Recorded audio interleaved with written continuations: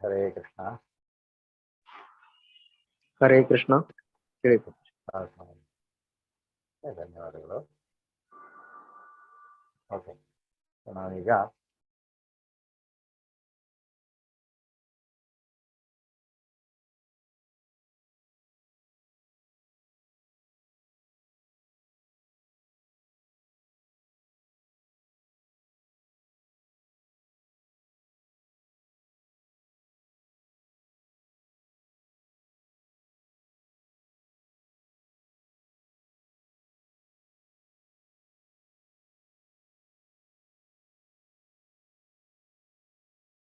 ಪ್ರಕೃತಿಂ ಸ್ವಾಮವಸ್ತಭ್ಯ ವಿಸೃಜಾಮಿ ಪುನಃ ಪುನಃ ಭೂತಗ್ರಾಹಮನು ಕೃಷ್ಣಂ ಅವಶಂ ಪ್ರಕೃತೇರ್ವಶಾತ್. ಇಡೀ ವಿಶ್ವ ವ್ಯವಸ್ಥೆಯು ನನ್ನ ಅಧೀನವಾಗಿದೆ. ನನ್ನ ಸಂಕಲ್ಪದಿಂದ ಮತ್ತೆ ಮತ್ತೆ ಅದು ಮತ್ತೆ ಮತ್ತೆ ರೂಪ ತಾಳುತ್ತದೆ ಮತ್ತು ನನ್ನ ಸಂಕಲ್ಪದಿಂದ ಕೊನೆಗೆ ಅದು ನಾಶವಾಗುತ್ತದೆ. ಸೊ ಇಡೀ ವಿಶ್ವ ವ್ಯವಸ್ಥೆ ಅವನು ಹೇಳ್ತಾ ಇರುವಂತಹದ್ದು, ಇಡೀ ಬ್ರಹ್ಮಾಂಡದ ವ್ಯವಸ್ಥೆಯನ್ನೇ ಅವನು ಹೇಳ್ತಾ ಇದ್ದಾನೆ ಇಲ್ಲಿ. ಎಲ್ಲವೂ ಅವನ ಸಂಕಲ್ಪದಿಂದ, ಅಂದ್ರೆ ಅದು ರೂಪ ತಾಳತ್ತೆ ಮತ್ತು ಅವನ ಸಂಕಲ್ಪದಿಂದಲೇ ಅದು ಕೊನೆಗೆ ಅದು ನಾಶವಾಗತ್ತೆ ಅನ್ನೋದನ್ನ ಇಲ್ಲಿ ಹೇಳ್ತಾನೆ. ನಚ ಮಾಂ ತಾನಿ ಕರ್ಮಾಣಿ ನಿಬಧ್ನಂತಿ ಧನಂಜಯ ಉದಾಸೀನವದಾಸೀನಂ ಆಸಕ್ತಂ ತೇಷು ಕರ್ಮಸು.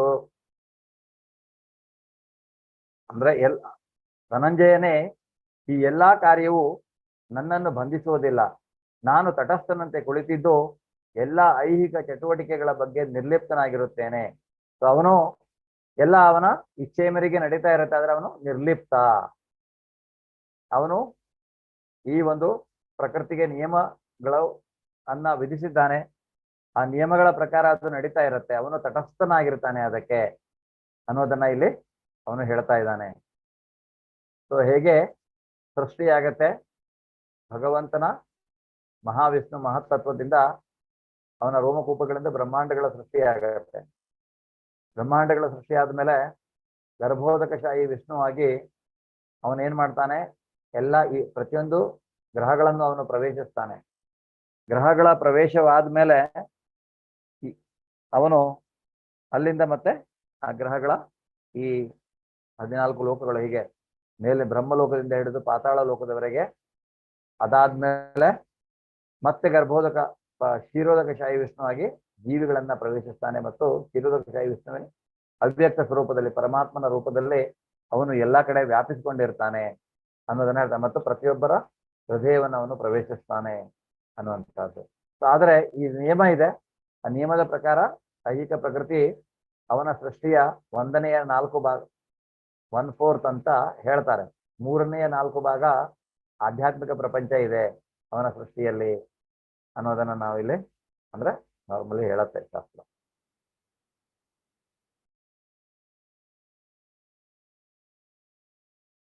ಮಯ್ಯಾಧ್ಯಕ್ಷೇಣ ಪ್ರಕೃತಿ ಸೂಯತೆ ಸಚರಾಚರಂ ಹೇತು ನಾನೇನ ಕೌಂತೆಯ ಜಗದ್ವಿಪರಿವರ್ತತೆ. ಕುಂತಿಯ ಮಗನಾದ ಅರ್ಜುನನೇ,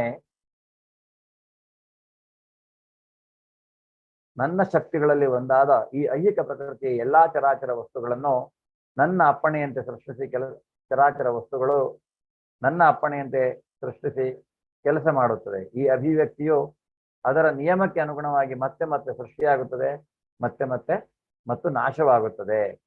ಸೊ ಎಲ್ಲ ಅವನ ಅಪ್ಪಣೆಯ ಮೇರೆಗೆ ಆಗ್ತಾ ಇರುವಂತದ್ದು ಅವನು ಇಲ್ಲಿ ಹೇಳ್ತಾನೆ.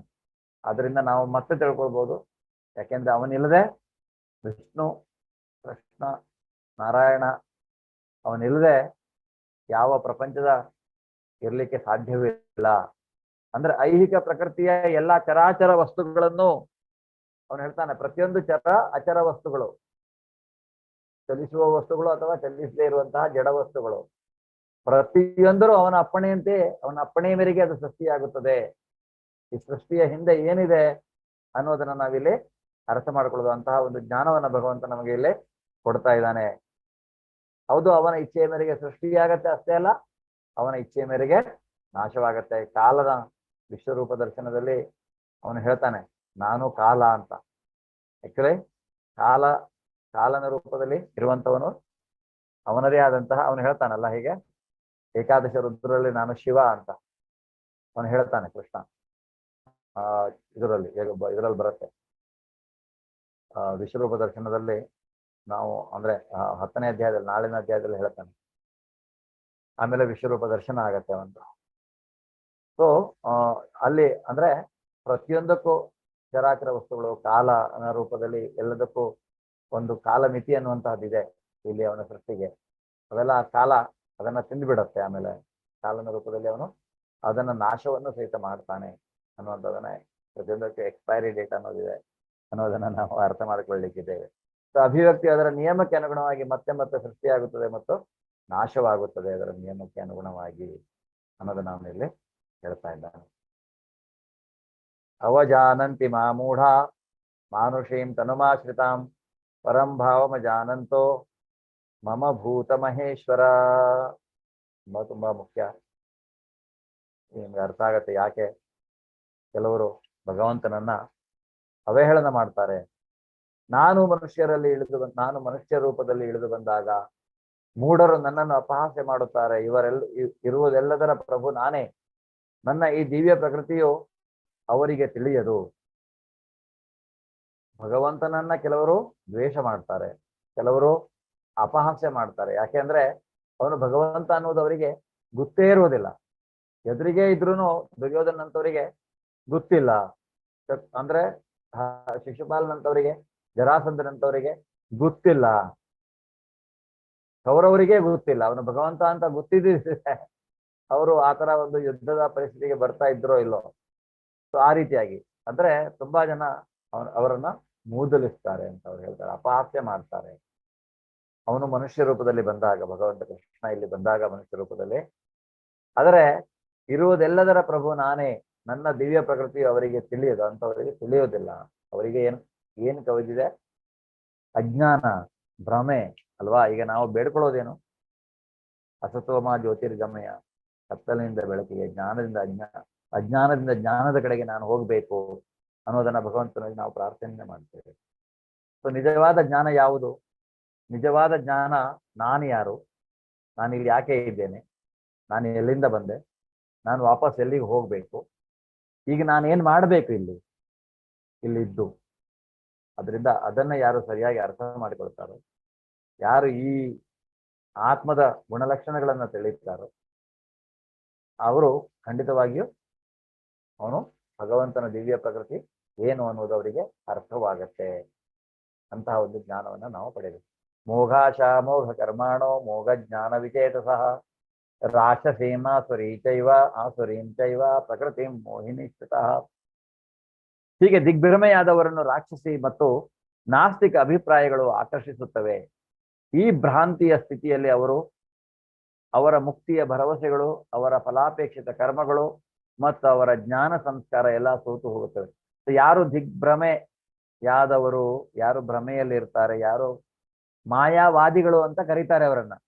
ಅಂದ್ರೆ ಈ ಐಹಿಕ ಪ್ರಪಂಚದ ಮಾಯೆಯೇ ಸತ್ಯ ಅಂತ ನಂಬಿಕೊಂಡಿರುವಂತವ್ರು ಅದನ್ನ ವಾದಿಸ್ತಾರೆ, ಅದೇ ಸತ್ಯ ಅಂತ. ಆದ್ರೆ ಈ ಮಾಯೆ ಅಥವಾ ಐಹಿಕ ಪ್ರಪಂಚದ ಈ ಭ್ರಮೆ ಲೋಕ ಅದು ಮಿಥ್ಯ ಅನ್ನೋದನ್ನ ಜ್ಞಾನಿ ಅರ್ಥ ಮಾಡಿಕೊಂಡಿರ್ತಾನೆ. ಆದ್ರೆ ಅಂತಹ ಜ್ಞಾನಿ ಇಲ್ಲದೆ ಇರುವವರು ನಾಸ್ತಿಕ ಅಭಿಪ್ರಾಯಗಳು ಅವರನ್ನು ಆಕರ್ಷಿಸುತ್ತವೆ. ಅವರು ಆಸ್ತಿಕರಾಗಿರುವುದಿಲ್ಲ, ನಾಸ್ತಿಕರು. ಅಂತಹ ಅಭಿಪ್ರಾಯಗಳನ್ನ ರಾಕ್ಷಸಿ ಸ್ವಭಾವವನ್ನ ಹೊಂದಿರ್ತಾರೆ. ಆ ತರದವರನ್ನ ಹಲವಾರು ನೋಡ್ತೇವೆ ನಾವು ಈ ಕಲಿಯುಗದಲ್ಲಿ. ಈ ಜ್ಞಾನನೂ ಸಹಿತ ಕ್ಷೀಣಿಸ್ತಾ ಹೋಗತ್ತಂತೆ. ಸೊ ಅವರ ಫಲಾಪೇಕ್ಷಿತ ಕರ್ಮಗಳು ಮತ್ತು ಅವರ ಜ್ಞಾನ ಸಂಸ್ಕಾರ ಎಲ್ಲಾ ಸೋತು ಹೋಗುತ್ತವೆ. ಫಲಾಪೇಕ್ಷಿತ ಕರ್ಮಗಳು ಅವು ಏನನ್ನು ಮಾಡ್ಲಿಕ್ಕೆ ಬರುವುದಿಲ್ಲ ಮುಂದೆ. ಅಂದ್ರೆ ಫಲ ಅಂದ್ರೆ ಏನೋ ಎಕ್ಸ್ಪೆಕ್ಟೇಷನ್ ಇಟ್ಕೊಂಡು ಫಲಗಳನ್ನ ಅಪೇಕ್ಷಿಸಿ ಮಾಡುವಂತಹ ಕ್ರಿಯೆಗಳು. ಈಗ ನಾನು ಎಲ್ಲೋ ಹೋಗಿ ಒಂದು ಯುದ್ಧ ಮಾಡ್ತೇನೆ, ಏನು ಇನ್ನೊಂದು ದೇಶದ ಮೇಲೆ ನಾನು ಬಾಂಬ್ ಹಾಕ್ತೇನೆ. ಯಾಕೆ? ಅದರ ಹಿಂದಿನ ಉದ್ದೇಶ ಏನು? ನಾನು ಆ ದೇಶವನ್ನ ಇದು ಮಾಡ್ಬೇಕು, ಇಲ್ಲ ನನ್ನ ಅಹಂಕಾರ ಪ್ರೂವ್ ಮಾಡ್ಬೇಕು, ನಾನೇ ಸರ್ವಸ್ವ ಅಂತ ಜಗತ್ತಿಗೆ ತೋರಿಸ್ಬೇಕು ನಾನು ಅನ್ನುವಂಥದ್ದನ್ನ ಇದು ಮಾಡಿಕೊಂಡು ಈ ಹಲವಾರು ಜಗತ್ತಿನ ನಾಯಕರಾದವರು, ಸೋ ಕಾಲ್ಡ್ ಲೀಡರ್ಸ್ ಏನ್ ಮಾಡ್ತಾ ಇದ್ದಾರೆ ಅಲ್ವಾ? ಅವರು ರಾಕ್ಷಸಿ ಮೂಢರು ಅನ್ನೋದನ್ನ ಭಗವಂತ ಇಲ್ಲಿ ಹೇಳ್ತಾನೆ. ಯಾಕೆಂದ್ರೆ ಅವರು ಕರ್ಮ ಫಲಗಳನ್ನ ಅನುಭವಿಸಲೇಬೇಕಾಗತ್ತೆ. ಸೊ ಅಂತಹ ರಾಕ್ಷಸಿ ಸ್ವಭಾವವನ್ನ ಅವರು ನಾಸ್ತಿಕ ಅಭಿಪ್ರಾಯಗಳು.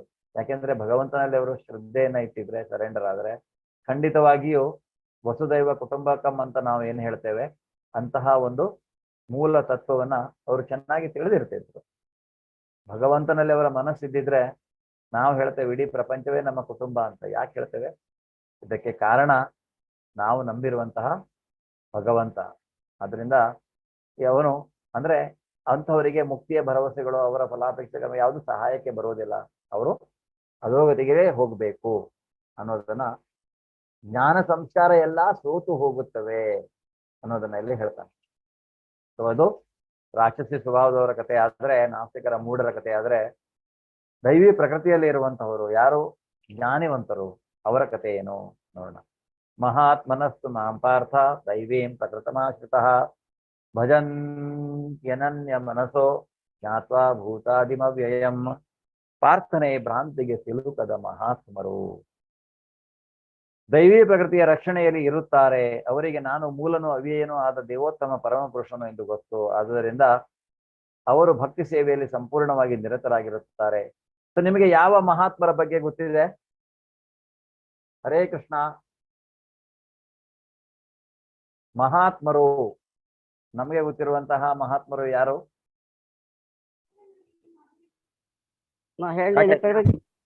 ಕೇಳಿಸ್ತಾ ಇದೆಯಾ? ಮಾಧವೇಂದ್ರಪುರಿ.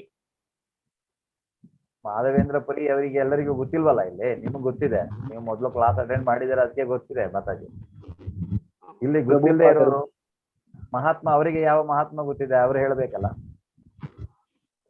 ನಿಮಗೆ ಯಾವ ಮಹಾತ್ಮ ಗೊತ್ತಿದೆ ಪ್ರಭುಜಿ ಅಥವಾ ಮಾತಾಜಿ? ಹೇಳಿ. ನಿಮಗೆ ನಮ್ಮ ದೇಶದ ಪಿತಾಮಹ ಮಹಾತ್ಮ ಗಾಂಧಿ ಗೊತ್ತಿದೆಯಾ ಇಲ್ಲ ಎಲ್ರಿಗೂ? ಗೊತ್ತಿದೆ. ಮತ್ತೆ ಹೇಳಬೇಕಲ್ಲ, ಅವನು ಮಹಾತ್ಮ ಅಂತ ಬಿರುದು ತಗೊಂಡಿದಾರಲ್ವಾ? ಆದರೆ ಪ್ರಭುಜಿ ನಾವು ಮಹಾತ್ಮ ಅಂತ ನಂಬಲ್ಲ. ಮಹಾತ್ಮ ಅಂತ ನಂಬಲ್ಲ. ಶಾಸ್ತ್ರದಲ್ಲಿ ಮಹಾತ್ಮ ಅಂತ ಹೇಳುವುದೇ ಬೇರೆ. ಈಗ ಗೊತ್ತಾಗತ್ತೆ ನಮ್ಗೆ ಏನ್ ಹೇಳ್ತಾ ಇದ್ದಾನೆ ಇಲ್ಲಿ. ಭ್ರಾಂತಿಗೆ ಸಿಲುಕದ ಮಹಾತ್ಮರು. ಅವರು ಮಹಾತ್ಮರು ಅಂದ್ರೆ ಯಾರು? ಭಗವದ್ಗೀತೆಯಲ್ಲಿ ಭಗವಂತ ಹೇಳಿದ ರೀತಿಯಲ್ಲಿ ಮಹಾತ್ಮರು ಅಂದ್ರೆ ಯಾರು? ಯಾರು ಭ್ರಾಂತಿಗೆ ಸಿಲುಕದೇ ಇರುವರು. ಭ್ರಾಂತಿ ಅಂದ್ರೆ ಏನು? ಭ್ರಾಂತಿ ಅಂದ್ರೆ ಮಾಯೆ ಅಥವಾ ಐಹಿಕ ಪ್ರಕೃತಿಯ 3 ಗುಣಗಳಿಗೆ ಬದ್ಧರಾಗಿರುವಂತವ್ರು. ಅಂತವರು ಭ್ರಾಂತಿ. ಅವರನ್ನ ಮಾಯಾವಾದಿಗಳು ಅಂತಾನೂ ಕರೀತೇವೆ. ಯಾರು ಐಹಿಕ ಪ್ರಪಂಚದಲ್ಲಿ ಐಹಿಕ ಬಂಧನಕ್ಕೆ ಸಿಲುಕಿದವರು, ಕರ್ಮ ಫಲಗಳನ್ನ ಅಪೇಕ್ಷಿಸಿ ಬದುಕುವಂತವರು. ಆದ್ರೆ ಮಹಾತ್ಮರು ನಿಜವಾಗಿ ಯಾರು? ಇಲ್ಲಿ ಅವನು ಹೇಳ್ತಾ ಇರುವಂತಹದ್ದು ಯಾರು ಈ ಕರ್ಮ ಅಂದ್ರೆ ಐಹಿಕ ಪ್ರಪಂಚದ 3 ಗುಣಗಳಿಗೆ ಅಥವಾ ಈ ಮಾಯೆಗೆ ಅಥವಾ ಭ್ರಾಂತಿಗೆ ಸಿಲುಕದೆ ಇರುವಂತವರು, ಅಂತವರು ಮಹಾತ್ಮರು. ಅವರು ಭಗವಂತನಲ್ಲಿ ಮನಸ್ಸನ್ನ ಇಟ್ಟು ಶುದ್ಧ ಭಕ್ತಿಯಲ್ಲಿ ಇರುವಂತವರು. ಅದರಿಂದ ಅವರಿಗೆ ತಾನೇ ದೈವಿಕ ಪ್ರಕೃತಿ, ಈ ದೈವಿ ಪ್ರಕೃತಿ ಅನ್ನೋದು ಅವರನ್ನ ರಕ್ಷಣೆ ಮಾಡುತ್ತೆ. ದಯವಿಟ್ಟು ಮ್ಯೂಟ್ ಅಲ್ಲಿರಿ, ಕೆಲವರು ಮ್ಯೂಟ್ ಮಾಡ್ಕೊಂಡಿದ್ದೀರಿ, ಸ್ವಲ್ಪ ಸೌಂಡ್ ಬರ್ತಾ ಇದೆ. ಹರೇ ಕೃಷ್ಣ. ಯೋಗಿಗಳು ಮತ್ತು ಮಹಾತ್ಮರಲ್ಲಿ ಏನು ವ್ಯತ್ಯಾಸ? ಯೋಗಿಗಳು ಬೇರೆ. ಯೋಗಿಗಳು ಯೋಗ ಸಾಧನೆಯನ್ನ ಮಾಡಿ ಅವರು ಅಂದ್ರೆ ಅವರು ಸಹಿತ ಯೋಗದ ಮುಖಾಂತರ ಅವರು ಭಗವತ್ ಸಾಕ್ಷಾತ್ಕಾರವನ್ನ ಪಡೆದು ಭಗವಂತನಲ್ಲಿ ಸೇವೆಯನ್ನ ಮಾಡಬೇಕು. ಅಂದ್ರೆ ಅವ್ರದ್ದು ಏನು ಅಂದ್ರೆ, ಯೋಗಿಗಳು ಆ ತರದ ಒಂದು ಕಠಿಣವಾದಂತಹ ಯೋಗಾಭ್ಯಾಸದ ನಿರತರ, ಅಷ್ಟಾಂಗ ಯೋಗದ ಬಗ್ಗೆ ನಾವು ತಿಳ್ಕೊಂಡ್ವಿ, ಆ ರೀತಿಯಾಗಿರು. ಆದರೆ ಮಹಾತ್ಮರು ಯಾವಾಗಲೂ ಭಗವಂತನ ಶುದ್ಧ ಭಕ್ತಿ ಸೇವೆಯನ್ನ ಮಾಡ್ತಾ ಇದ್ರು. ಯೋಗಿಗಳು ಸಹಿತ ಮಹಾತ್ಮರಾಗಬಹುದು, ಆದ್ರೆ ಯೋಗಿ ಆದವನು ಮಹಾತ್ಮನು ಪೂರ್ತಿ ಆಗಿದ್ದಾನೆ ಅನ್ನುವಂಥದ್ದು ಹೇಳಲಿಕ್ಕೆ ಬರೋದಿಲ್ಲ. ಅಲ್ಲಿ ಒಂದು ಹಂತದಲ್ಲಿ ಅವರು ಸಮಾಧಿ ಸ್ಥಿತಿಯಲ್ಲಿ ಬರ್ತಾರೆ. ಸಮಾಧಿ ಸ್ಥಿತಿಯಲ್ಲಿ ಅವರು ಭಗವಂತನ ಜೊತೆಗೆ ಸಂಪರ್ಕವನ್ನ ಸಾಧಿಸಿರ್ತಾರೆ. ಮತ್ತೆ ಅವರು ಪೂರ್ತಿಯಾಗಿ ಆ ರೀತಿಯಾಗಿ ಅವರು ಭಗವತ್ ಸಾಕ್ಷಾತ್ಕಾರವನ್ನ ಪಡಿಬೇಕು. ಸೊ ಯೋಗಿಗಳಿಗೂ ಯೋಗದ ಮುಖಾಂತರ ಭಗವತ್ ಸಾಕ್ಷಾತ್ಕಾರವನ್ನು ಪಡೆದವರಂತವರನ್ನು ನಾವು ಯೋಗಿಗಳು ಅಂತ ಕರೀಬಹುದು. ಆದರೆ ಕೆಲವರು ಭಕ್ತಿ ಸೇವೆಯಲ್ಲಿ ಭಗವಂತನ ಸೇವೆಯನ್ನ ಮಾಡ್ತಾ ಇರುವಂತವರು, ಅವರನ್ನು ಸಹಿತ ಮಹಾತ್ಮರು ಅಂತಾನೆ ನಾವು ಕರೆಯುವಂಥದ್ದು. ಅವರು ಮಹಾತ್ಮರಾಗ್ಬೋದು. ಆದ್ರಿಂದ ಇಲ್ಲಿ ಮಹಾತ್ಮರು ಏನ್ ಮಾಡ್ತಾ ಇದ್ದಾರೆ? ಇಲ್ಲಿ ಮುಂದೆ ಮಹಾತ್ಮನಸ್ತು ಮಾಂ ಪಾರ್ಥ ದೈವೀಂ ಪ್ರಕೃತಿ ಆಶ್ರಿತ. ಈ ಮಹಾತ್ಮರಂತವರು ದೈವಿ ಪ್ರಕೃತಿಯಲ್ಲಿ ಅಂದ್ರೆ ಅವರಿಗೆ ಈ ಭಗವಂತನ ಆಧ್ಯಾತ್ಮಿಕ ಲೋಕದಿಂದ ರಕ್ಷಣೆ ಸಿಗತ್ತೆ ಅವರಿಗೆ. ಅವರು ನಾನು ಮೂಲನು ಅವ್ಯಯನು ಆದ ದೇವೋತ್ತಮ ಪರಮಪುರುಷನು ಎಂದು ಅವರಿಗೆ ಗೊತ್ತು. ಅವರು ತಿಳ್ಕೊಂಡಿರ್ತಾರೆ ಭಗವಂತನ ಬಗ್ಗೆ, ಅವನೇ ಅತ್ಯಂತ ಎಲ್ಲಕ್ಕಿಂತ ಮೂಲನು ಅವನು ಅನ್ನುವಂಥದ್ದನ್ನ. ಆದ್ರಿಂದ ಅವರು ಭಕ್ತಿ ಸೇವೆಯಲ್ಲಿ ಸಂಪೂರ್ಣರಾಗಿ ನಿರತರಾಗಿರುತ್ತಾರೆ. ಸೊ ಇಲ್ಲಿ ಮಾಧವೇಂದ್ರ ಪುರಿ ಅವ್ರ ಮಾತಾಜಿ ಹೇಳಿದ್ರು, ಇವರು ಮಹಾತ್ಮರು ಯಾರು ಅಂತ ಕೇಳಿದ್ರೆ ಇವರು ಮಾಧವೇಂದ್ರ ಪುರಿ ಅಂತ ಹೇಳಿದ್ರು. ಯಾಕಂದ್ರೆ ಅವರು ಮೊದಲು ಭಗವದ್ಗೀತೆ ಕ್ಲಾಸ್ ಅನ್ನು ಅಟೆಂಡ್ ಮಾಡಿದ್ದಾರೆ, ಅದರಿಂದ ಅವರಿಗೆ ಗೊತ್ತು. ಮಾಧವೇಂದ್ರ ಪುರಿ ಒಬ್ರು ಈ ಗುರು ಪರಂಪರೆಯಲ್ಲಿ ಬಂದಿರುವಂತಹ ಒಬ್ಬ ಶ್ರೇಷ್ಠ ಗುರುಗಳು. ಮಾಧವೇಂದ್ರ ಪುರಿ ಅವರು ವೃಂದಾವನದಲ್ಲಿ ಹೀಗೆ ಭಗವಂತನ ಜ್ಞಾನದಲ್ಲಿ ಇದರಲ್ಲಿ ಇರುವಾಗ ಅವರು ಊಟ ಸಹಿತ ಮಾಡ್ತಾರಾ ಇಲ್ಲ ಅದು ಸಹಿತ ನೆನಪಿರ್ತಾ ಇರ್ಲಿಲ್ಲ ಅಂತ. ಆದ್ರೆ ವೃಂದಾವನದಲ್ಲಿ ಭಗವಂತ ಅವರಿಗೆ ಅವರ ಊಟಕ್ಕೋಸ್ಕರ ಅವರ ಪ್ರಸಾದವನ್ನ ಅಲ್ಲಿ ಅವ್ರ ಮುಂದೆ ಇಟ್ಟು ಹೋಗ್ತಾ ಇದ್ದ ಅಂತ ಹೇಳತ್ತೆ. ಅಂದ್ರೆ ಆ ರೀತಿಯಾಗಿ ಒಂದು ಇದಿದೆ, ಕೆಲವೊಂದು ಪುರಾವೆಗಳು ಇರ್ಬೋದು, ನಂಬಿಕೆನೂ ಇರ್ಬೋದು. ಸೊ ಆದ್ರಿಂದ ಮಾಧವೇಂದ್ರ ಪುರಿ ಅಂತವರು ಒಂದು ಮಹಾತ್ಮರಾಗಿ ಗುರುತಿಸಿಕೊಂಡವಂತಹ ಒಂದು ಗುರುಗಳು. ಅವರು ಯಾವಾಗಲೂ ಭಗವಂತನ ಪ್ರಜ್ಞೆಯಲ್ಲಿ ಇರುವಂತವರು. ಅದೇ ಭಗವಂತ ಮಾಧವೇಂದ್ರ ಪುರಿಗಳು ಒಂದ್ಸಲ ಒಂದು ಪುರಿಯಲ್ಲಿ ಜಗನ್ನಾಥ ದೇವಸ್ಥಾನ ಗೊತ್ತಿದೆ ನಿಮ್ಗೆ. ಅದೇ ಜಗನ್ನಾಥ ಪುರಿಯಲ್ಲಿ ಒಂದು ದೇವಸ್ಥಾನ ಇದೆ. ಆ ದೇವಸ್ಥಾನದ ಹೆಸರು ಕೀರ್ಚೋರ್ ಗೋಪಿನಾಥ್ ಮಂದಿರ್ ಅಂತ. ಕೀರ್ಚೋರ್ ಅಂದ್ರೆ ಏನು? ಪಾಯಸವನ್ನ ಕದ್ದಿರುವಂತಹ, ಕೀರ್ ಅಂದ್ರೆ ಪಾಯಸ, ಚೋರ್ ಅಂದ್ರೆ ಕದ್ದಿರುವಂತವನು. ಕೀರ್ಚೋರ ಗೋಪಿನಾಥ ಅಂದ್ರೆ ಕೃಷ್ಣನ ಒಂದು ದೇವಸ್ಥಾನ ಅದು.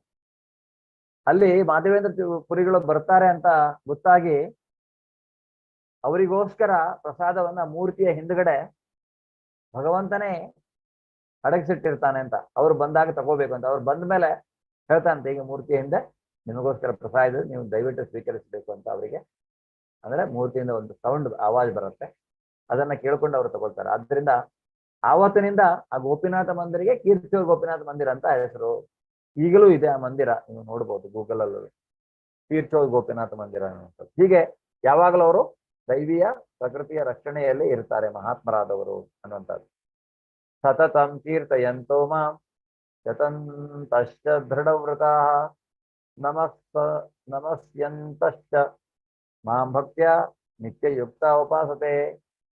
ಸದಾ ನನ್ನ ಕೀರ್ತನೆಯನ್ನು ಮಾಡುತ್ತಾ, ದೃಢ ಸಂಕಲ್ಪದಿಂದ ಪ್ರಯತ್ನವನ್ನು ಮಾಡುತ್ತಾ, ನನಗೆ ನಮಸ್ಕಾರವನ್ನು ಮಾಡುತ್ತಾ ಈ ಮಹಾತ್ಮರು ಸತತವಾಗಿ ಭಕ್ತಿಯಿಂದ ನನ್ನನ್ನು ಪೂಜಿಸ್ತಾರೆ. ಈ ಮಹಾತ್ಮರು ಏನ್ ಮಾಡ್ತಾರೆ? ಭಗವಂತನೇ ಸರ್ವಸ್ವ ಅಂತ ನಂಬಿರುವುದರಿಂದ ಭಗವಂತನ ಕೀರ್ತನೆಯನ್ನು ಮಾಡ್ತಾರೆ, ಅವನ ಸಂದೇಶವನ್ನ ಬೇರೆಯವರಿಗೆ ಹೇಳ್ತಾರೆ, ದೃಢ ಸಂಕಲ್ಪದಿಂದ ಪ್ರಯತ್ನವನ್ನ ಮಾಡ್ತಾರೆ, ಭಕ್ತಿಯಲ್ಲಿ ಭಗವಂತನಿಗೆ ಸದಾ ನಮಸ್ಕಾರವನ್ನ ಮಾಡ್ತಾರೆ ಅನ್ನುವಂಥದ್ದು. ನಿಮ್ಗೊಂದು ಚಿಕ್ಕ ವಿಡಿಯೋ ಶ್ರೀಲಾ ಪ್ರಭುಪಾದರದು. ಯಾಕೆ ಅಂದ್ರೆ ನಾವು ಮಹಾತ್ಮರನ್ನ ಉದಾಹರಣೆಯಾಗಿ ತೆಗೆದುಕೊಳ್ಳುವಾಗ ಅವರ ಜೀವನ ಶೈಲಿಯನ್ನ ನಾವು ನೋಡಿದಾಗ ನಮಗೆ ಅನಿಸತ್ತೆ ಅವರು ನಡೆದು ಬಂದ ಹಾದಿಯು ಸಹಿತ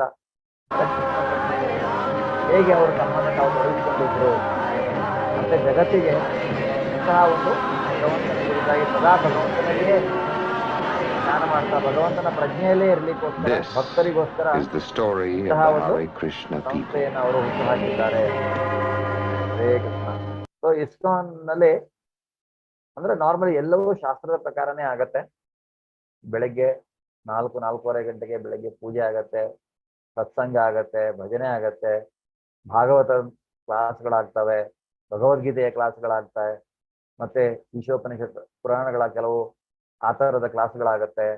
ಸೊ ಇದನ್ನ ಹೇಳುವಂತಹದ್ದು ಮತ್ತೆ ಜಗತ್ತಿನಾದ್ಯಂತ ಕೃಷ್ಣ ಪ್ರಜ್ಞೆಯನ್ನ ಹರಡುವಂತಹದ್ದು, ಇದು ಇಸ್ಕಾನಿನ ಮೂಲ ಉದ್ದೇಶ.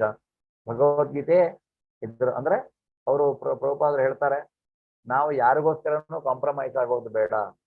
ಯಾರಾದ್ರೂ ಬರ್ತಾರೆ ಇಲ್ಲಿ ಶರಣಾಗತರಾಗ್ತಾರೆ, ಅವರು ಈ ಒಂದು ವೇದಿಕೆಯಲ್ಲಿ ಭಗವಂತನ ಪ್ರಜ್ಞೆಯಲ್ಲಿ ಇರ್ಲಿಕ್ಕೆ ಅವರಿಗೆ ಅವಕಾಶ ಸಿಗತ್ತೆ ಅನ್ನುವಂಥದ್ದು.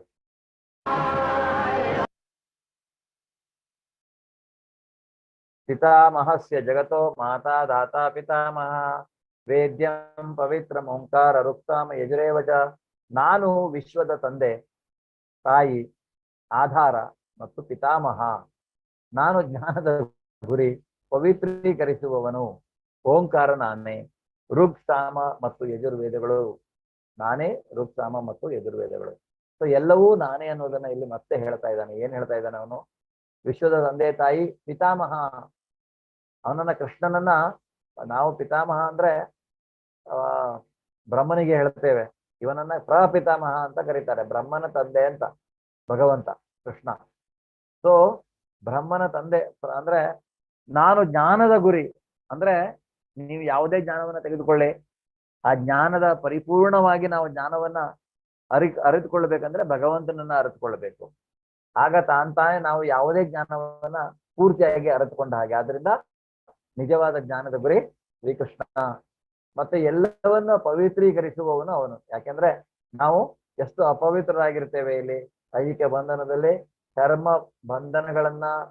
ಕರ್ಮ ಬಂಧನದಲ್ಲಿ ಸಿಲುಕಿ, ಇಂದ್ರಿಯ ತೃಪ್ತಿಯ ಬಯಕೆಯಲ್ಲಿ ನಾನೇ ಈ ಜಗತ್ತಿನ ದೊಡ್ಡ ಬಾಸ್ ಅನ್ನೋ ತರ ನಾವು ಬದುಕೊಂಡು ನಾವೇನ್ ಮಾಡ್ತೇವೆ, ಹಲವಾರು ಈ ಕರ್ಮ ಬಂಧನಗಳಲ್ಲಿ ಸಿಲುಕಿ ನಮ್ಮ ಯಾತನೆಯನ್ನು ಅನುಭವಿಸ್ತಾ ಇರ್ತೇವೆ. ಆದ್ರಿಂದ ನಮ್ಮಂಥವರನ್ನ ಅವನು ಪವಿತ್ರೀಕರಿಸ್ತಾನೆ. ನಾವು ಯಾವಾಗ ಶುದ್ಧ ಭಕ್ತಿಯನ್ನ ಮಾಡ್ತೇವೋ ನಮ್ಮ ಪಾಪ ಕರ್ಮಗಳು ಹೊಡೆದು ಹೋಗ್ತವೆ, ಮತ್ತೆ ನಮಗೆ ಒಂದು ಅವಕಾಶವನ್ನ ಕೊಡ್ತಾನೆ ತಿರುಗಿ ಭಗವಂತನ ಸಾಮ್ರಾಜ್ಯವನ್ನು ನಾವು ಪ್ರವೇಶಿಸಲಿಕ್ಕೆ.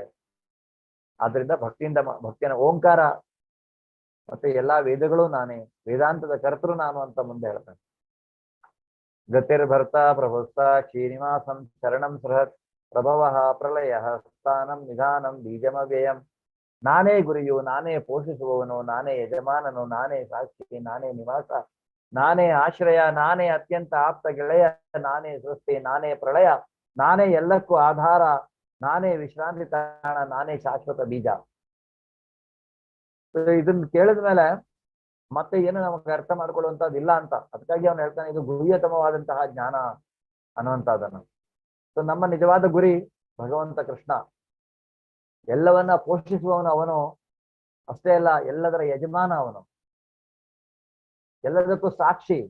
ಈಗ ನಾವು ಒಂದು ಶರೀರದಿಂದ ಇನ್ನೊಂದು ಶರೀರವನ್ನ ಧಾರಣೆ ಮಾಡ್ಲಿಕ್ಕೆ ಹೋಗುವಾಗ, ಅಂದ್ರೆ ನಾವು ಸಾಯುವುದಂತ ಏನು ಹೇಳ್ತೇವೆ, ಸಾಯುವುದಂದ್ರೆ ನಿಜವಾಗಿ ಸಾಯುವುದಲ್ಲ, ನಾವು ಸಾಯ್ತಾ ಇಲ್ಲ. ಆಕ್ಚುಲಿ ನಾವು ಬರೀ ಈ ಶರೀರವನ್ನ ತ್ಯಾಗ ಮಾಡಿ ಇನ್ನೊಂದು ಶರೀರ ಧಾರಣೆಯನ್ನ ಮಾಡಿದ್ವಿ. ಆಗ ನಮ್ಮಲ್ಲಿ ಸಾಕ್ಷಿಭೂತನಾಗಿರುವಂತಹ ಪರಮಾತ್ಮ ನಮ್ಮ ಸೂಕ್ಷ್ಮ ಶರೀರದ ಜೊತೆಗೆ ನಮ್ಮನ್ನ ಇನ್ನೊಂದು ಶರೀರಕ್ಕೆ ತೆಗೆದುಕೊಂಡು ಹೋಗ್ತಾನೆ.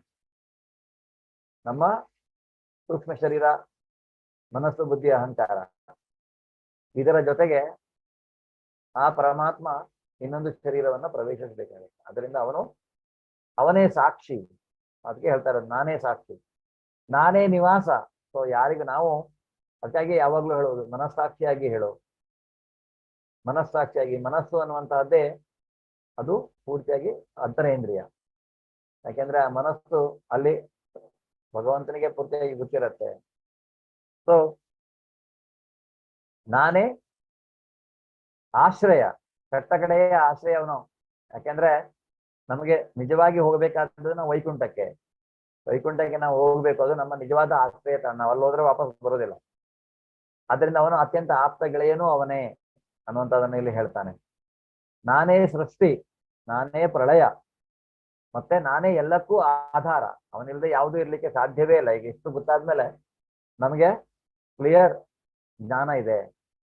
ಭಗವಂತನೇ ಇಲ್ಲದೆ ಬೇರೆ ಏನೂ ಇರ್ಲಿಕ್ಕೆ ಸಾಧ್ಯವಿಲ್ಲ. ನಾನೇ ವಿಶ್ರಾಂತಿ ತಾಣ, ನಾನೇ ಶಾಶ್ವತವಾದಂತಹ ಬೀಜ. ಈಗ ಕೆಲವರು ತಿಳ್ಕೊಳ್ಬಹುದು, ನಾನು ಯಾರ್ದು, ನಮ್ಮ ತಂದೆ ತಾಯಿ ಯಾರು ಅನ್ನುವಂಥದ್ದು, ಹೀಗೆ ನಾವು ಅವ್ರ ಮಗ ಇವ್ರ ಮಗ ಅಂತ. ಆದ್ರೆ ನಿಮ್ಗೆ ಅರ್ಥ ಆಗತ್ತೆ, ಅವನು ಇಲ್ಲಿ ಹೇಳ್ತಾನೆ ನಾನೇ ಶಾಶ್ವತವಾದ ಬೀಜ ಅಂತ. ಅವನು ಒರಿಜಿನಲ್ ಸೀಡ್ ಭಗವಂತ. ಅಲ್ಲಿಂದ ನಾವೆಲ್ಲ ಅದರ ಕಿಡಿಗಳಾಗಿ ಹೊರಗೆ ಬಂದಿರುವಂತಹದ್ದು. ಅದರಿಂದ ಪ್ರತಿಯೊಬ್ಬರಿಗೂ ಅವನು ಬೀಜ ಕೊಡುವ ತಂದೆ ನಾನು ಅನ್ನೋದನ್ನು ಮುಂದೆ ಹೇಳ್ತಾನೆ ನಿಮ್ಗೆ. ಆದ್ರಿಂದ ಭಗವಂತನೇ ಎಲ್ಲವೂ ಅನ್ನುವಂಥದ್ದು. ತಪಾಮ್ಯಹಮಹಂ ವರ್ಷಂ ನಿಗೃಣ್ಣ ಮೃತ್ಸಜಾಮಿ ಚ ಅಮೃತಂ ಚೈವ ಮೃತ್ಯಶ್ಚ ತದಸಚ್ಚಾಹಮರ್ಜುನ. ಅರ್ಜುನನೇ, ನಾನೇ ಶಾಖವನ್ನು ಕೊಡುತ್ತೇನೆ, ನಾನೇ ಮಳೆಯನ್ನು ತಡೆ ಹಿಡಿಯುತ್ತೇನೆ ಮತ್ತು ಕಳುಹಿಸುತ್ತೇನೆ. ನಾನೇ ಅಮೃತ, ನಾನೇ ಮೃತ್ಯು, ಚೇತನ ಮತ್ತು ಜಡವಸ್ತು ಎರಡೂ ನನ್ನಲ್ಲಿವೆ. ಸೊ ಮೃತ್ಯು ಚೇತನ ಅವನೇ ಮೃತ್ಯು ಅಂದ್ರೆ ಜಡವಸ್ತು, ಚೇತನ ಮತ್ತು ಜಡವಸ್ತು ಎರಡು ಅವನಲ್ಲಿಯೇ ಇರುವಂತಹದ್ದು ಅಂತ ಹೇಳ್ತಾನೆ. ಅಂದ್ರೆ ಎಲ್ಲವೂ ಅವನಿಂದ ಬಂದಿರುವಂತಹದ್ದು. ಅಮೃತವೂ ಅವನೇ, ಮೃತ್ಯುವು ಅವನೇ. ಮತ್ತೆ ಹೇಳ್ತಾನೆ ಮಳೆಯನ್ನ ಕೊಡುವಂತಹ, ಹೀಗೆ ಎಲ್ಲವೂ, ಹೀಗೆ ಹಲವಾರು ದೇವತೆಗಳಿರ್ಬೋದು, ವರುಣ ಇರ್ಬೋದು, ಇಂದ್ರ ಇರ್ಬೋದು. ಆದ್ರೆ ಅವರೆಲ್ಲರೂ ಅವನ ಆಜ್ಞೆಯನ್ನ ಪರಿಪಾಲಿಸುವಂತವ್ರು. ಅವನ ಆಜ್ಞೆಯ ಮೇರೆಗೆ ಪ್ರತಿಯೊಂದು ಆಗ್ಬೇಕು. ನಾನೇ ಶಾಖವನ್ನ ಕೊಡುತ್ತೇನೆ. ಸೂರ್ಯ ನಮ್ಗೆ ಶಾಖ ಕೊಡ್ತಾನೆ ಅಂದ್ರೂ ಸೂರ್ಯ ಭಗವಂತನ ಆಜ್ಞೆಯ ಮೇರೆಗೆ ಕೆಲಸ ಮಾಡುವಂತವನು. ಆದ್ರಿಂದ ಪ್ರತಿಯೊಂದು ಅವನೇ ಅನ್ನುವಂಥದ್ದನ್ನ ನಾವಿಲ್ಲಿ ತಿಳ್ಕೊಳ್ಬೇಕು.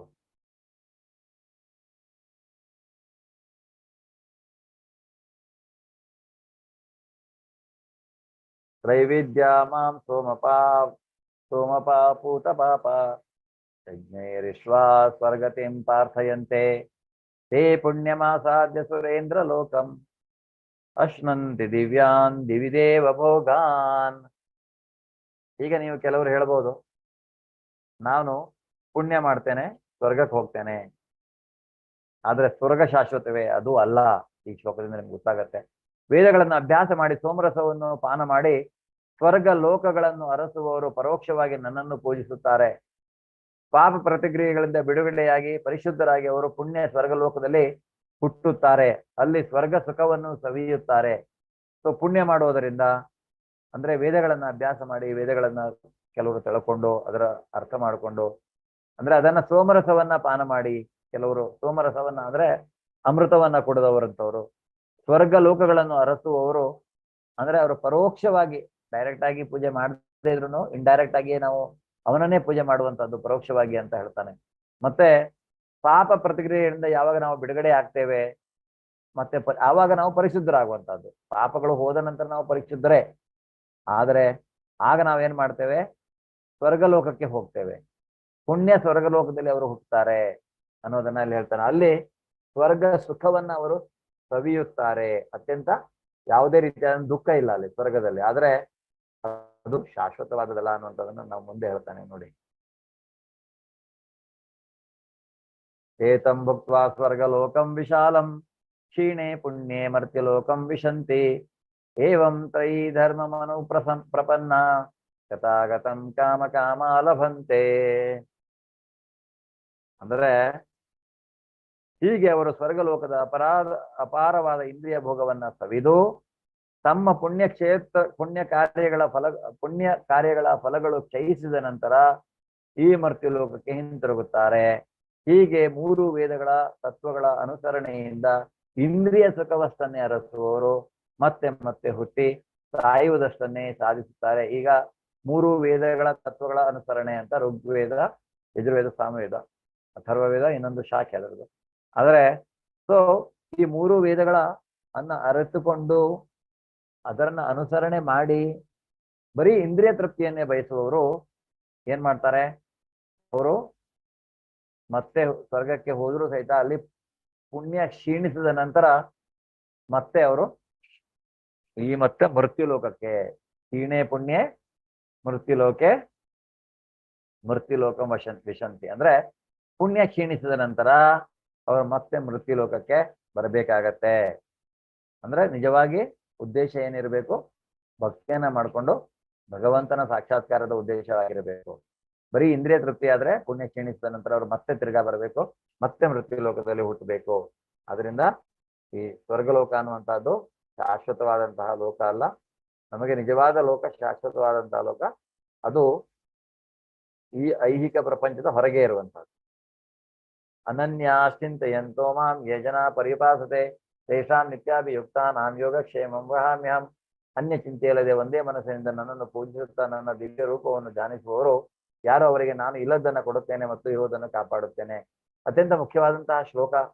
ಭಗವಂತ ಹೇಳ್ತಾ ಇರ್ತಾನೆ, ಇದನ್ನು ನಾವು ಹೆಚ್ಚಾಗಿ ಹೇಳುತ್ತೇವೆ.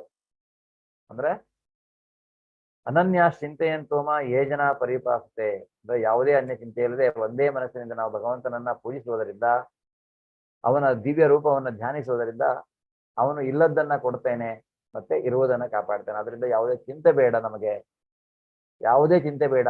ಭಗವಂತನ ಕುರಿತಾಗಿ ಅವನನ್ನ ಪೂರ್ತಿಯಾಗಿ ನಂಬಬೇಕು ನಾವು, ಮತ್ತೆ ಅವನನ್ನ ಒಂದೇ ಮನಸ್ಸಿನಿಂದ ಅವನನ್ನ ಪೂಜಿಸ್ಬೇಕು. ಮತ್ತೆ ಯಾವುದೇ ರೀತಿಯಾದ ಚಿಂತೆ ಬೇಡ, ಯಾಕಂದ್ರೆ ಅವನು ನಮ್ಮಲ್ಲಿ ಇಲ್ಲದೇ ಇರೋದನ್ನು ನಮಗೆ ಏನು ಅವಶ್ಯಕತೆ ಇದೆಯೋ ಅದನ್ನು ಅವನು ಕೊಡ್ತಾನೆ, ಮತ್ತೆ ನಮ್ಮಲ್ಲಿ ಇರುವುದನ್ನು ಅವನು ಕಾಪಾಡ್ಕೊಂಡು ಹೋಗ್ತಾನೆ. ಇದನ್ನೇ ಭಗವಂತ ಹೇಳಿದ್ದಾನೆ ಇಲ್ಲ. ಅದರಿಂದ ಯಾವುದೇ ರೀತಿಯಾದಂತ ಒಂದು ಚಿಂತೆ ಬೇಡ.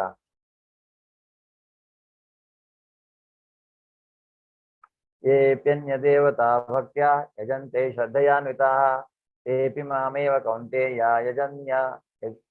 ಯಜಂತ್ಯ ವಿಧಿಪೂರ್ವಕಂ. ಕುಂತಿಯ ಮಗನಾದ ಅರ್ಜುನ ಇತರ ದೇವತೆಗಳ ಭಕ್ತರಾಗಿ ಶ್ರದ್ಧೆಯಿಂದ ಅವರನ್ನು ಪೂಜಿಸುವವರು ನನ್ನನ್ನೇ ಪೂಜಿಸುತ್ತಾರೆ, ಆದರೆ ಇದನ್ನು ತಪ್ಪು ರೀತಿಯಲ್ಲಿ ಮಾಡುತ್ತಾರೆ. ಹೇಗೆ ನಾನು ಹೇಳಿದೆ, ಆಕಾಶಾತ್ ಪತಿತಂತೋಯಂ ಯಥಾ ಗಚ್ಚತಿ ಸಾಗರಂ ಸರ್ವದೇವ ನಮಸ್ಕಾರಂ ಕೇಶವಂ ಪ್ರತಿ ಗಚ್ಚತಿ. ನೀವು ಯಾವುದೇ ದೇವರಿಗೆ ನಮಸ್ಕಾರ ಮಾಡಿದ್ರು ಅದು ಭಗವಂತ ಕೇಶವನಿಗೆ ಹೋಗ್ಬೇಕು, ನಾರಾಯಣನಿಗೆ ಹೋಗ್ಬೇಕು ಅನ್ನುವಂಥದ್ದನ್ನ ಶಂಕರಾಚಾರ್ಯರು ಸಹಿತ ಹೇಳಿದ್ದಾರೆ. ಆದರೆ ಕೆಲವರಿಗೆ ಅದು ಗೊತ್ತಿಲ್ಲ. ಅವ್ರೇನ್ ಮಾಡ್ತಾರೆ, ಇತರ ದೇವತೆಗಳ ಭಕ್ತರಾಗಿ ಶ್ರದ್ಧೆಯಿಂದ ಅವರನ್ನು ಪೂಜಿಸ್ತಾರೆ, ಆದರೆ ಅವರು ತನ್ನನ್ನೇ ಪೂಜಿಸ್ತಾರೆ, ಆದರೆ ಅದನ್ನು ತಪ್ಪು ರೀತಿಯಲ್ಲಿ ಮಾಡ್ತಾರೆ. ಅಂದ್ರೆ ಈಗ ಬೇರೆ ದೇವತೆಗಳನ್ನ ನಾವು ಪೂಜೆ ಮಾಡಬಾರ್ದು ಅಂತಲ್ಲ, ಆದರೆ ಗೊತ್ತಿರಬೇಕು ನಮಗೆ ನಾವು ಯಾವುದೇ ದೇವತೆಯನ್ನು ಪೂಜಿಸಿದ್ರು ಅದರ ಎಲ್ಲಾ ದೇವತೆಗಳ ದೇವರ ದೇವ ಅಂತ ಕರಿತೇವೆ ಕೃಷ್ಣನನ್ನು. ಸೊ ಅವನನ್ನೇ ನಾವು ನಿಜವಾಗಿ ಪೂಜಿಸ್ತಾ ಇದ್ದೇವೆ. ಅದರಿಂದ ಪೂಜಿಸುವಾಗ ಅವನ ಕುರಿತಾಗಿ ನಾವು ಪೂಜಿಸಬೇಕು ಅನ್ನುವಂಥದ್ದು. ಆದ್ರೆ ಕೆಲವರಿಗೆ ಅದು ಗೊತ್ತಿರುವುದಿಲ್ಲ. ಅಂದ್ರೆ ಬೇರೆ ದೇವತೆಗಳನ್ನ ಪೂಜಿಸ್ತಾರೆ, ಆದ್ರೆ ಅವರು ಆ ದೇವತೆನೇ ಬೇರೆ, ಅಂದ್ರೆ ಕೃಷ್ಣ ಯಾರು ಅನ್ನೋದು ಅವರಿಗೆ ಅಂತಹ ಒಂದು ಜ್ಞಾನ ಇರುವುದಿಲ್ಲ. ಯಾಂತಿ ದೇವವೃತ ದೇವ ಯಾಂತಿ ಪಿತೃವೃತ ಭೂತಾನಿ ಯಾಂತಿ ಭೂತೇಜ್ಯ ಯಾಂತಿ ಮಧ್ಯಾಜಿನೋಪಿ ಮಾಂ. ದೇವತೆಗಳನ್ನು ಪೂಜಿಸುವವರು ದೇವತೆಗಳ ಮಧ್ಯೆ ಹುಟ್ಟುತ್ತಾರೆ, ಪಿತೃಗಳನ್ನ ಪೂಜಿಸುವವರು ಪಿತೃಗಳ ಬಳಿಗೆ ಹೋಗುತ್ತಾರೆ, ಭೂತಗಳನ್ನ ಪೂಜಿಸುವವರು ಭೂತಗಳ ಮಧ್ಯೆ ಹುಟ್ಟುತ್ತಾರೆ, ನನ್ನನ್ನು ಪೂಜಿಸುವವರು ನನ್ನೊಡನೆ ಇರುತ್ತಾರೆ. ಇದು ಭಗವಂತ ಹೇಳಿರುವಂತಹದ್ದು. ನಾವು ಇತರ ದೇವತೆಗಳನ್ನ ಪೂಜಿಸಿದ್ರೆ ನಾವು ಇತರ ದೇವತೆಗಳ ಲೋಕಕ್ಕೆ ಹೋಗ್ಬೇಕಾಗತ್ತೆ. ಸೊ ಅಲ್ಲೂ ಹೋಗ್ತೇವೆ. ಕೆಲವರು ಪಿತೃಗಳನ್ನ ಪೂಜಿಸ್ತಾರೆ, ಅವರು ಪಿತೃಗಳ ಲೋಕ ಇದೆ ಮೇಲೆ, ಅಲ್ಲಿ ಹೋಗ್ತಾರೆ. ಮತ್ತೆ ಅಲ್ಲಿ ಹೋಗಿ ಭಕ್ತಿಯನ್ನ ಮಾಡ್ಕೊಂಡು ಮುಂದೆ ತಮ್ಮನ್ನು ತಾವು ಅಲ್ಲಿಂದ ಪಾರ ಮಾಡಿ ಹೋಗುವುದಾದ್ರೆ ಒಳ್ಳೇದು, ತೊಂದರೆ ಇಲ್ಲ. ಆದ್ರೆ ಪಿತೃಗಳ ಲೋಕವೂ ಇದೆ, ಪಿತೃಗಳು ಇರುವಂತಹದ್ದು, ಅವರು ಅಲ್ಲಿ ಹೋಗ್ತಾರೆ. ಅಥವಾ ಕೆಲವರು ಭೂತಾರಾಧನೆ ಅದು ಇದು ಭೂತಗಳನ್ನ ಪೂಜಿಸ್ತಾರೆ. ಸೊ ಅಂತಹ ಭೂತಗಳನ್ನ ಪೂಜಿಸುವವರು ಸಹಿತ ಅವರು ಭೂತಗಳದ್ದು ಲೋಕ ಇದೆ, ಅಲ್ಲೂ ಹೋಗ್ತಾರೆ. ಆದ್ರೆ ಯಾರು ಭಗವಂತನನ್ನ, ನಾರಾಯಣನನ್ನ, ವಿಷ್ಣುವನ್ನ ಪೂಜಿಸ್ತಾರೋ ಅವರು ಖಂಡಿತವಾಗಿಯೂ ವಿಷ್ಣು ಲೋಕಕ್ಕೆ, ನಾರಾಯಣನ ಲೋಕಕ್ಕೆ, ವೈಕುಂಠಕ್ಕೆ ಅವರು ನನ್ನೊಡನೆ ಇರುತ್ತಾರೆ ಅನ್ನೋದನ್ನ ಇಲ್ಲಿ ಹೇಳ್ತಾನೆ. ಸೊ ಭಕ್ತಿಯನ್ನ ಹೇಗೆ ಮಾಡಬೇಕು ನಾವು? ಸಿಂಪಲ್ ಆಗಿ ಮಾಡುವಂತಹದ್ದು ಇಲ್ಲಿ ನೋಡಿ ಹೇಳ್ತಾರೆ.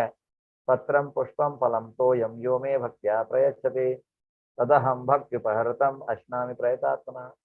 ಯಾರಾದರೂ ನನಗೆ ಪ್ರೀತಿ ಮತ್ತು ಭಕ್ತಿಗಳಿಂದ ಒಂದು ಎಲೆ, ಒಂದು ಹೂವು, ಒಂದು ಹಣ್ಣು ಅಥವಾ ಒಂದಿಷ್ಟು ನೀರನ್ನು ಅರ್ಪಿಸಿದರೆ ನಾನು ಅದನ್ನು ಸ್ವೀಕರಿಸುತ್ತೇನೆ. ಸೊ ಭಗವಂತನಿಗೆ ನಾವು ಯಾವಾಗಲೂ ಏನಾದ್ರೂ ಒಂದು ಒಳ್ಳೆ ರೀತಿಯಾದ ಇದನ್ನೇ ನೈವೇದ್ಯ ಮಾಡ್ಬೇಕನ್ನುವಂತಹದ್ದಿಲ್ಲ. ಅವನು ಹೇಳ್ತಾ ಇರುವಂತಹದ್ದೇನು, ನಮ್ಮ ಹತ್ರ ಮಾಡ್ಲಿಕ್ಕೆ ಆಗಲ್ಲ ಆದ್ರೆ ನಾವು ಒಂದು ತುಳಸಿ ಎಲೆ ಅಥವಾ ಒಂದು ಹೂವು ಅಥವಾ ಯಾವ್ದಾದ್ರು ಒಂದು ಹಣ್ಣು ಅಥವಾ ಒಂದಿಷ್ಟು ನೀರನ್ನ ಒಂದು ತುಳಸಿ ಎಲೆ ಹಾಕಿ ನಾವು ಅವನಿಗೆ ಅರ್ಪಿಸುವಂತದ್ದು.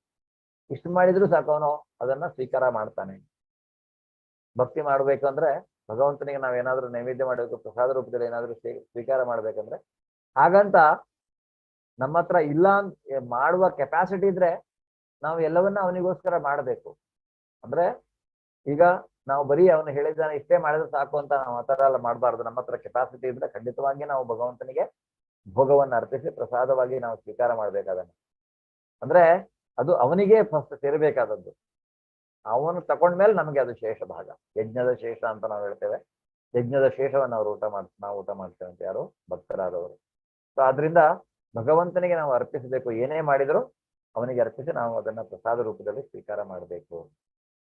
ಆದ್ರೆ ಕೆಲವರು ಆಗಲ್ಲ ಅಂತ ಒಂದು ಸಿಚುವೇಶನ್ ಇದೆ ಜೀವನದಲ್ಲಿ. ಅಂದ್ರೆ ಒಂದು ಹಣ್ಣು, ಒಂದು ಹೂವು ಅಥವಾ ಒಂದು ತುಳಸಿ ಎಲೆ ಅಥವಾ ಒಂದಿಷ್ಟು ನೀರು, ತುಳಸಿ ಎಲೆಯನ್ನು ಹಾಕಿ ಅವನಿಗೆ ಅರ್ಪಿಸುತ್ತಾರೆ. ಅಷ್ಟು ಮಾಡಿದರೆ ಸಾಕು. ಯತ್ಕರೋಷಿ ಯದಶ್ನಾಸಿ ಯಜ್ಜುಹೋಷಿ ದದಾಸಿ ಯಸ್ತಪಸ್ಯಸಿ ಕೌಂತೆಯ ತತ್ಪುರು ಶ್ರಮದರ್ಪಣಂ. ಕುಂತಿಯ ಮಗನಾದ ಅರ್ಜುನನೇ, ನೀನು ಏನನ್ನೇ ಮಾಡು, ಏನನ್ನೇ ಬಂಧಿಸು, ಏನನ್ನೇ ಅರ್ಪಿಸು ಅಥವಾ ಕೊಟ್ಟು ಬಿಡು, ಮತ್ತು ಯಾವುದೇ ತಪಸ್ಸನ್ನು ಮಾಡೋದನ್ನು ಕಾಣಿಕೆಯಾಗಿ ನನಗೆ ಅರ್ಪಿಸು. ನಾವು ಏನೇ ಮಾಡ್ಬೋದು, ಆದ್ರೆ ಅದರಲ್ಲಿ ಒಂದು ಸ್ವಲ್ಪ ಭಗವಂತನಿಗೆ ಅಂತ ತೆಗೆದಿಡಬೇಕು. ನಾವು ಏನೇನೇ ದುಡಿಬಹುದು, ಏನೇ ಕೆಲಸವನ್ನ ಮಾಡ್ಬೋದು, ಏನನ್ನೇ ಗಳಿಸಬಹುದು, ಏನೇ ನಮಗೆ ಕರ್ಮ ಫಲವಾಗಿ ನಮಗೇನಾದ್ರೂ ದೊರಕಿರಬಹುದು. ಆದರೆ ಅದನ್ನ ನಾವು ಯಾವಾಗ ನನ್ನದಲ್ಲ ಕರ್ಮಫಲಗಳನ್ನ ಭಗವಂತನಿಗೆ ತ್ಯಜಿಸ್ತೇವೋ ಆಗ ಅಂದ್ರೆ ನಾವು ಆ ಕರ್ಮ ಫಲಗಳನ್ನ ಅನುಭವಿಸುವುದಿಲ್ಲ. ಅದು ಒಳ್ಳೆದೇ ಇರಲಿ ಕೆಟ್ಟದೇ ಇರಲಿ. ಅದರಿಂದ ನಾವು ಏನೇ ದುಡಿದ್ರು ಸಹಿತ ಅದನ್ನ ಭಗವಂತನಿಗೆ ನಮಗೆ ಅವಶ್ಯಕತೆ ಏನಿದೆ ಅದಕ್ಕೆ ಇಟ್ಕೊಂಡು ಉಳಿದದನ್ನ ಭಗವಂತನ ಸೇವೆಗೋಸ್ಕರ ಇಡುವಂತಹದ್ದು, ಅವನಿಗೆ ಕೊಟ್ಟು ಬಿಡುವಂತಹದ್ದು. ಯಾವುದೇ ತಪಸ್ಸನ್ನ ಮಾಡೋದನ್ನ ಕಾಣಿಕೆಯಾಗಿ ನನಗೆ ಅರ್ಪಿಸು ಅನ್ನೋದನ್ನ ಇಲ್ಲಿ ಹೇಳ್ತಾರೆ. ಸಮ್ಮೋಹಂ ಸರ್ವಭೂತೇಶು ನಮೇ ದ್ವೇಷ್ಯೋಸ್ತಿ ನ ಪ್ರಿಯ ಯೇ ಭಜಂತಿ ತು ಮಾಂ ಭಕ್ತ್ಯ ಮಯಿ ತೇ ತೇಷು ಚಾಪ್ಯಹಂ. ನನಗೆ ಯಾರ ವಿಷಯದಲ್ಲಿ ಅಸೂಯೆ ಇಲ್ಲ, ನಾನು ಯಾರ ಪರವಾಗಿಯೂ ಪಕ್ಷಪಾತ ಮಾಡುವುದಿಲ್ಲ, ನಾನು ಎಲ್ಲರ ವಿಷಯದಲ್ಲಿಯೂ ಸಮನಾಗಿರುತ್ತೇನೆ. ಯಾವಾತನು ನನ್ನ ಭಕ್ತಿ ಸೇವೆಯನ್ನು ಮಾಡುವನೋ ಆತನು ನನ್ನ ಸ್ನೇಹಿತನು, ನನ್ನಲ್ಲಿದ್ದಾನೆ ಮತ್ತು ನಾನು ಅವನಿಗೆ ಸ್ನೇಹಿತನು. ಭಗವಂತ ಹೇಳಿದ ಹಾಗೇನೆ ಈ ಪ್ರಪಂಚ ಅನ್ನುವಂಥದ್ದು ನಿಯಮಗಳ ಪ್ರಕಾರ ನಡೀತಾ ಇರುತ್ತೆ. ಅವನಿಗೆ ಯಾರ ಮೇಲೆ ಅಸೂಯೆ ಇಲ್ಲ. ಯಾರು ಅವನ ಕುರಿತಾಗಿ ಧ್ಯಾನ ಮಾಡ್ತಾರೋ, ಅವನ ಕುರಿತಾಗಿ ಭಕ್ತಿಯನ್ನ ಮಾಡ್ತಾರೋ ಅವರು ಅವನಿಗೆ ಪ್ರಿಯರು. ಅದರಿಂದ ನಾವು ಭಗವಂತನಿಗೆ ಪ್ರಿಯರಾಗಬೇಕಂದ್ರೆ ನಾವು ಅವನ ಭಕ್ತಿಯನ್ನ ಮಾಡ್ಬೇಕು, ಸದಾ ಅವನ ಪ್ರಜ್ಞೆಯಲ್ಲಿ ಇರಬೇಕು, ಕೃಷ್ಣ ಪ್ರಜ್ಞೆಯಲ್ಲಿ ಇರಬೇಕು. ಅದರಿಂದ ಅವನ ಭಕ್ತಿ ಸೇವೆಯನ್ನ ಮಾಡ್ತಾ ಅವರು ಅವನಿಗೆ ಸ್ನೇಹಿತರಾಗ್ತಾರೆ ಮತ್ತು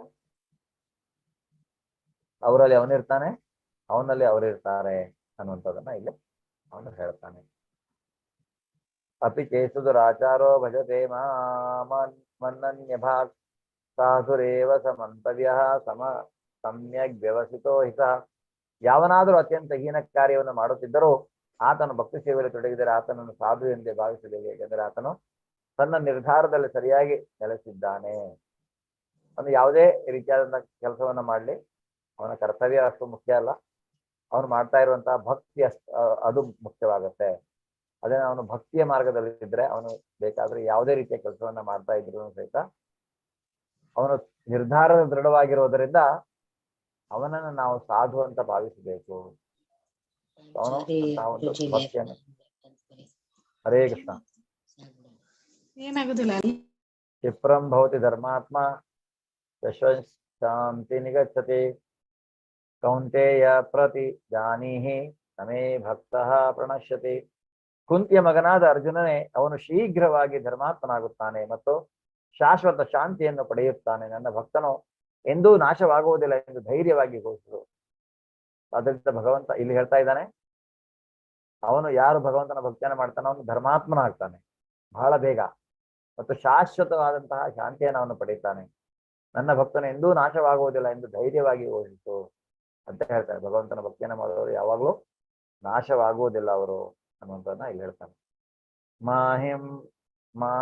ಮಾಂ ಹಿ ಪಾರ್ಥ ವ್ಯುಪಾಶ್ರಿತ್ಯ ಹೇಪಿ ಸ್ಯೋ ಪಾಪಯೋನಯ ಸ್ತ್ರೀಯೋ ವೈಶ್ಯ ಸತಾ ಶೂದ್ರ ಹೇಪಿ ಯಾಂತಿ ಪರಾಂಗತಿ. ಪಾರ್ಥ, ನನ್ನಲ್ಲಿ ಆಶ್ರಯ ಪಡೆಯುವವರು ಕೀಳು ಜನ್ಮದವರಾದರೂ ಸ್ತ್ರೀಯರು, ವೈಶ್ಯರು ಮತ್ತು ಶೂದ್ರರು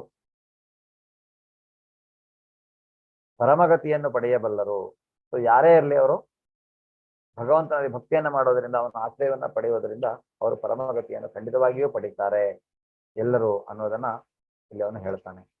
ಮನ್ಮನಾಭ ಮದ್ಭಕ್ತೋ ಮಧ್ಯ ಜೀಮಾಂ ನಮಸ್ಕುರು ಮಾಮೇ ವೈಶ್ಯಸಿ ಯುಕ್ತೈವ ಆತ್ಮ ನಾಮಸ್ಪರಾಯಣ. ಸದಾ ನನ್ನನ್ನು ಚಿಂತಿಸುವುದರಲ್ಲಿ ಮನಸ್ಸನ್ನ ತೊಡಗಿಸು. ನನ್ನ ಭಕ್ತನಾಗು, ನನಗೆ ನಮಸ್ಕಾರ ಮಾಡ ಮತ್ತು ನನ್ನನ್ನು ಪೂಜಿಸು. ಆಗ ನನ್ನಲ್ಲಿ ಸಂಪೂರ್ಣವಾಗಿ ಮಗ್ನನಾಗಿ ನಿಶ್ಚಯವಾಗಿ ನೀನು ನನ್ನಲ್ಲಿಗೆ ಬರುವೆ. ಇದು ಜ್ಞಾನದಲ್ಲಿಯೇ ಜ್ಞಾನ ಕೊಡ್ತಾ ಇರುವಂತಹದ್ದು, ರಹಸ್ಯತಮವಾದಂತಹ ಜ್ಞಾನ ಭಗವಂತ ನಮಗೆ ಕೊಡ್ತಾ ಇರುವಂತಹದ್ದು. ನಾವು ಇಷ್ಟೇ ಮಾಡಬೇಕಾದದ್ದು ಏನು, ಸದಾ ಭಗವಂತನ ಕುರಿತಾಗಿ ನಾವು ಚಿಂತಿಸಬೇಕು, ಅವನಲ್ಲಿ ನಮ್ಮ ಮನಸ್ಸನ್ನು ತೊಡಗಿಸ್ಬೇಕು. ಹಾಗೆ ಏನಾಗುತ್ತೆ, ಈ ಮನಸ್ಸು ಅನ್ನುವಂಥದ್ದು ನಮ್ಮ ಮಿತ್ರ ಆಗತ್ತೆ. ಮನಸ್ಸು ಅನ್ನುವಂಥದ್ದು ಯಾವುದೇ ರೀತಿಯಾದಂತಹ ಗೊಂದಲಗಳಲ್ಲಿ ಇರುವುದಿಲ್ಲ ಅದು. ಮತ್ತೆ ನನ್ನ ಭಕ್ತನಾಗು, ನನಗೆ ನಮಸ್ಕಾರ ಮಾಡು, ನನ್ನನ್ನ ಪೂಜಿಸು, ಆಗ ನನ್ನಲ್ಲಿ ಸಂಪೂರ್ಣವಾಗಿ ಮಗ್ನವಾಗಿ ನಿಶ್ಚಯವಾಗಿ ನಿನ್ನಲ್ಲಿ ಇರು. ಭಗವಂತ ಇದು ಹೇಳಲಿಲ್ಲ ಅಂದ್ರೆ ನಮ್ಗೆ ಗೊತ್ತಾಗೋದಿಲ್ಲ ಅಲ್ವಾ. ಸೊ ಭಗವಂತ ಈ ರೀತಿಯಾಗಿ ಹೇಳಿರೋದ್ರಿಂದನೇ ನಮ್ಗೆ ಅಟ್ಲೀಸ್ಟ್ ಭಗವಂತ ಯಾರು ಮತ್ತೆ ನಾವು ಹೇಗೆ ಅವನ ಭಕ್ತಿಯನ್ನ ಮಾಡಬೇಕು ಅನ್ನೋದನ್ನು ನಮಗೆ ಇಲ್ಲಿ ಅವನು ಹೇಳಿದ್ರೆ ನಮಗೆ ಆ ಜ್ಞಾನ ನಮಗೆ ಲಭ್ಯವಾಗ್ತಾ ಇದೆ. ಹರೇ ಕೃಷ್ಣ. ಧನ್ಯವಾದಗಳು ಎಲ್ಲರಿಗೂ. ಇವತ್ತಿಗೆ ಈ ಅಧ್ಯಾಯ ಮುಗಿತಾ ಇದೆ. ಏನಾದರೂ ಪ್ರಶ್ನೆಗಳಿದ್ರೆ ಕೇಳಬಹುದು. ಇಲ್ಲ ನಾವು ಬೇಗ ಹರೇ ಕೃಷ್ಣ ಮಹಾಮಂತ್ರವನ್ನು ಜಪಿಸೋಣ ಒಂದು ರೌಂಡ್. ಸಾರಿ, ಕ್ಷಮೆ ಇರಲಿ, ಸ್ವಲ್ಪ ಮಿಡ್ಲಲ್ಲಿ ಡಿಸ್ಟರ್ಬ್ ಆಯಿತು. ಇವತ್ತಿನ ವಿಡಿಯೋ ರೆಕಾರ್ಡಿಂಗ್ ಸಹಿತ ಸ್ವಲ್ಪ ಅರ್ಧ ಬರ್ಬೋದು, ನೋಡೋಣ. ಮತ್ತೆ ತಿರ್ಗಾ ರೆಕಾರ್ಡಿಂಗ್ ಮಾಡಿದ್ದೇನೆ. ಎನಿವೆ, ಎಲ್ಲ ಕೃಷ್ಣನಿಗೆ ಜೈ ಶ್ರೀಕೃಷ್ಣ ಚೈತನ್ಯ ಪ್ರಭೋ ನಿತ್ಯಾನಂದ ಶ್ರೀ ದ್ವೈತ ಗದಾಧರ ಶ್ರೀವಾಸಾದಿ ಭಕ್ತವೃಂದ. ಹರೇ ಕೃಷ್ಣ ಹರೇ ಕೃಷ್ಣ ಕೃಷ್ಣ ಕೃಷ್ಣ ಹರೇ ಹರೇ ರಾಮ ಹರೇ ರಾಮ ರಾಮ ಹರೇ ರಾಮ ಹರೇ ರಾಮ ರಾಮ ರಾಮ ಹರೇ ಹರೇ ರಾಮ ರಾಮ ರಾಮ ಹರೇ ಹರೇ ಕೃಷ್ಣ ಹರೇ ಕೃಷ್ಣ ಕೃಷ್ಣ ಕೃಷ್ಣ ಹರೇ ಹರೇ ರಾಮ ಹರೇ ರಾಮ ರಾಮ ರಾಮ ಹರೇ ಹರೇ ರಾಮ ರಾಮ ಹರೇ ಹರೇ ಕೃಷ್ಣ ಹರೇ ಹರೇ ರಾಮ ರಾಮ ರಾಮ ರಾಮ ಹರೇ ಹರೇ ಕೃಷ್ಣ ಹರೇ ಕೃಷ್ಣ ಕೃಷ್ಣ ಹರೇ ಹರೇ ರಾಮ ಹರೇ ರಾಮ ರಾಮ ಹರೇ ರಾಮ ಹರೇ ರಾಮ ರಾಮ ರಾಮ ಹರೇ ಹರೇ ಕೃಷ್ಣ ಹರೇ ಕೃಷ್ಣ ಹರೇ ಹರೇ ರಾಮ ಹರೇ ರಾಮ ಹರೇ ಕೃಷ್ಣ ಹರೇ ಕೃಷ್ಣ ಹರೇ ಕೃಷ್ಣ ಕೃಷ್ಣ ಕೃಷ್ಣ ಹರೇ ಹರೇ ರಾಮ ರಾಮ ಹರೇ ಹರೇ ಕೃಷ್ಣ ಹರೇ ಕೃಷ್ಣ ಕೃಷ್ಣ ಕೃಷ್ಣ ಹರೇ ಹರೇ ರಾಮ ಹರೇ ರಾಮ ರಾಮ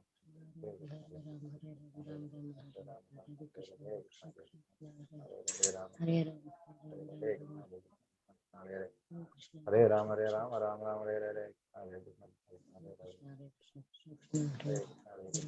ಹರೇ ಹರೇ ಹರೇ ರಾಮ ಹರೇ ರಾಮ ರಾಮ ರಾಮ ಹರೇ ಹರೇ ಕೃಷ್ಣ ಹರೇ ಕೃಷ್ಣ ಹರೇ ಹರೇ ಹರೇ ಹರೇ ರಾಮ ಹರೇ ರಾಮ ರಾಮ ರಾಮ ಹರೇ ಹರೇ ಕೃಷ್ಣ ಹರೇ ಕೃಷ್ಣ ಕೃಷ್ಣ ಕೃಷ್ಣ ಹರೇ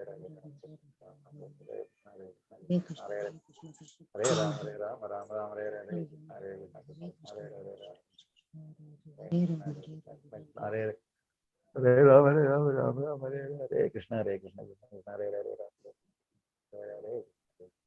ಹರೇ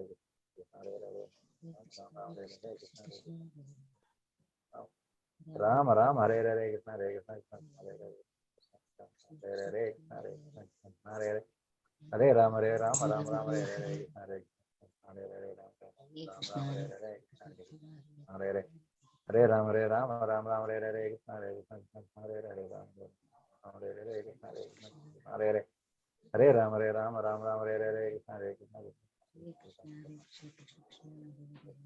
ಹರೇ ಹರೇ ರಾಮ ಹರೇ ರಾಮ ರಾಮ ರಾಮ ಹರೇ ಹರೇ ಕೃಷ್ಣ ಹರೇ ಕೃಷ್ಣ ಕೃಷ್ಣ ಕೃಷ್ಣ ಹರೇ ಹರೇ ರಾಮ ಹರೇ ರಾಮ ರಾಮ ಹರೇ ರಾಮ ಹರೇ ರಾಮ ರಾಮ ರಾಮ ಹರೇ ಹರೇ ಕೃಷ್ಣ ಹರೇ ಕೃಷ್ಣ ಕೃಷ್ಣ ಕೃಷ್ಣ ಹರೇ ಹರೇ ರಾಮ ಹರೇ ಕೃಷ್ಣ ಹರೇ ಕೃಷ್ಣ ಕೃಷ್ಣ ಕೃಷ್ಣ ಹರೇ ಹರೇ ಹರೇ ರಾಮ ಹರೇ ರಾಮ ರಾಮ ರಾಮ ಹರೇ ಹರೇ ಹರೇ ಕೃಷ್ಣ ಹರೇ ಕೃಷ್ಣ ಹರೇ ರಾಮ ಹರೇ ರಾಮ ರಾಮ ಹರೇ ಹರೇ ಹರೇ ಕೃಷ್ಣ ಹರೇ ಕೃಷ್ಣ ಕೃಷ್ಣ ಕೃಷ್ಣ ಹರೇ ಹರೇ ರಾಮ ಹರೇ ರಾಮ ರಾಮ ರಾಮ ಹರೇ ಹರೇ ಹರೇ ಹರೇ ರಾಮ ಹರೇ ರಾಮ ರಾಮ ರಾಮ ಹರೇ ಹರೇ ಕೃಷ್ಣ ಹರೇ ಕೃಷ್ಣ ರಾಮ ರಾಮ ಹರೇ ಹರೇ ಹರೇ ಕೃಷ್ಣ ಹರೇ ಕೃಷ್ಣ ಕೃಷ್ಣ ಕೃಷ್ಣ ಹರೇ ಹರೇ ರಾಮ ಹರೇ ರಾಮ ರಾಮ ಹರೇ ಹರೇ ಕೃಷ್ಣ ಹರೇ ಕೃಷ್ಣ ಹರೇ